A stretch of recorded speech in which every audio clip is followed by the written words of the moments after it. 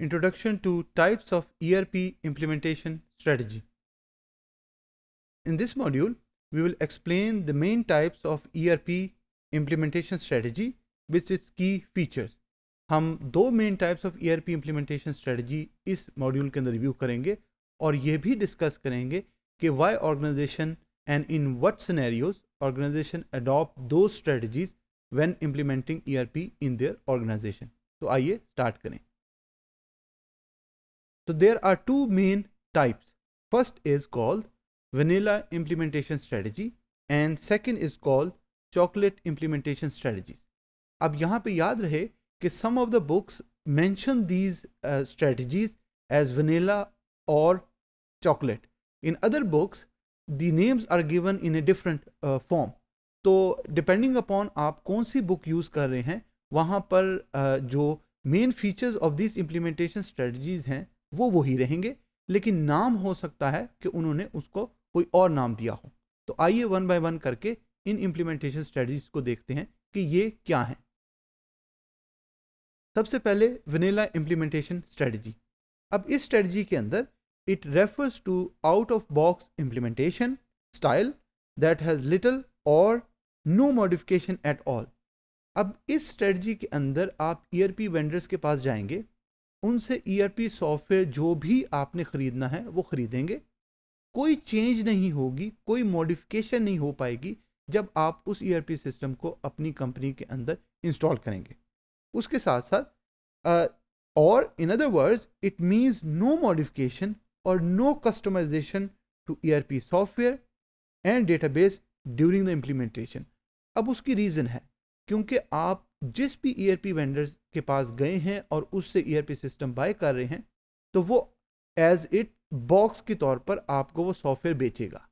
आप उस सॉफ्टवेयर को और उस सिस्टम को लाके अपनी कंपनी के अंदर उसको इंस्टॉल करेंगे, उसको डिप्लॉय करेंगे और जो यूजर्स हैं उसको यूज़ करना स्टार्ट कर देंगे. अब इसके अंदर याद रहे कि जो सिस्टम की कोड है वो आप इसके अंदर चेंज नहीं कर सकते.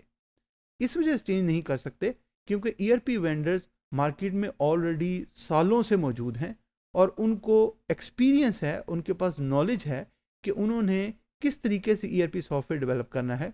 और कोई भी कस्टमर है बेस्ड ऑन कस्टमर रिक्वायरमेंट्स, वो ऑलरेडी उसके अंदर जो रिक्वायरमेंट्स हैं वो मौजूद हैं.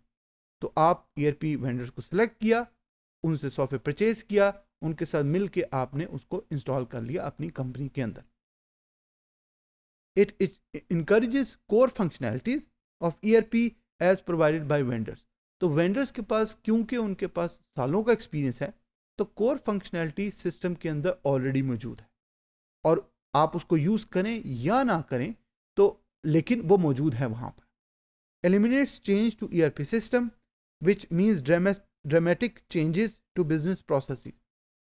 कोर फंक्शनैलिटी मौजूद है, मॉड्यूल्स मौजूद हैं, जितनी भी पॉसिबल रिक्वायरमेंट्स हो सकती हैं या पॉसिबल बिजनेस प्रोसेस की ऑटोमेशन हो सकती है थ्रू दो सिस्टम, वो भी उसके अंदर मौजूद है.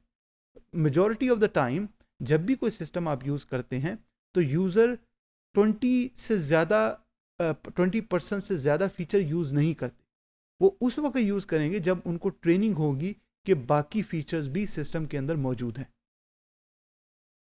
बिजनेस प्रोसेस री engineering is done in a way as to adjust all organization business processes to those of ERP package.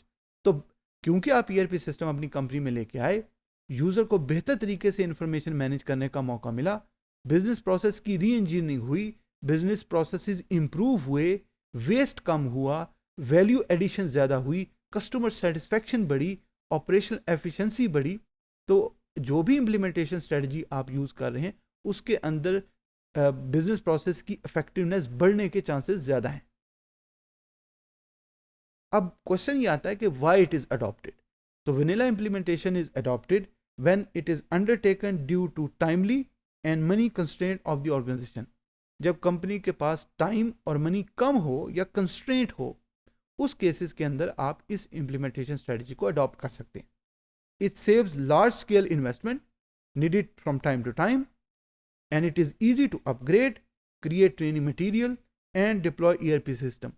Why is it so?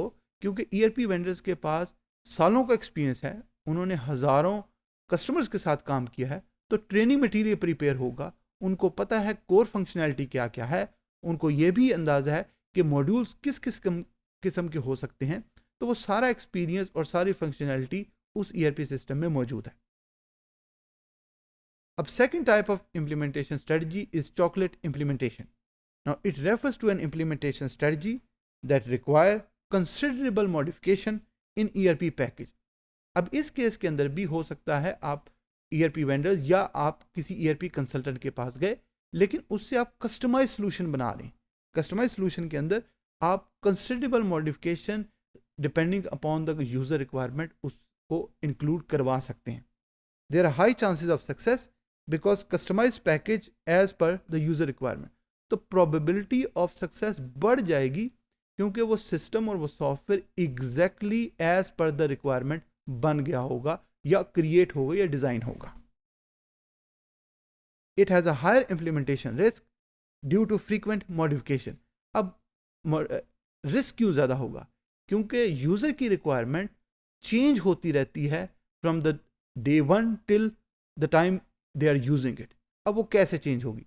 जब यूजर ने सिस्टम यूज नहीं किया, वो अपनी नॉलेज और एक्सपीरियंस की बेस पे आपको रिक्वायरमेंट देगा। जब सिस्टम बन के आया और उसने यूज करना शुरू किया, तो हो सकता है आफ्टर यूजिंग उसको कुछ और डिफरेंट रिक्वायरमेंट्स और डिफरेंट फीचर्स की जरूरत पड़ जाए, तो चेंज होगी सॉफ्टवेयर के अंदर। तो जब चेंज होगी तो रिस्क बढ़ जाएगा। It requires large amount of investment for initiation and maintenance of customised ERP package. अगर बजट आपके पास बहुत ज़्यादा है, लार्ज इन्वेस्टमेंट चाहिए, तो उसके अंदर आप चॉकलेट इंप्लीमेंटेशन स्ट्रेटजी को अडॉप्ट कर सकते हैं। तो why it is adopted? It is tailored fit, exactly जैसे आपके कस्टमर्स, जैसे आपके यूजर्स को चाहिए वैसे आपने बनाया। Proves to be perfect solution for business need depending upon आपका बजट क्या है, आपके पास टाइम कितना है, क्या आप ऑलरेडी कंसल्टेंट्स को जानते हैं, तो आप उनको सामने रख के, उन सारी रिक्वायरमेंट को सामने रख के ये डिसीजन कर सकते हैं। Offers A comparative advantage by providing unique functionality. तो आप कंसल्टेंट के साथ मिलके एग्जैक्टली जैसे आपके यूजर चाहते हैं वो आप उनको रिक्वायरमेंट बता के उनसे जो भी ERP सिस्टम है वो डेवलप करवा सकते हैं।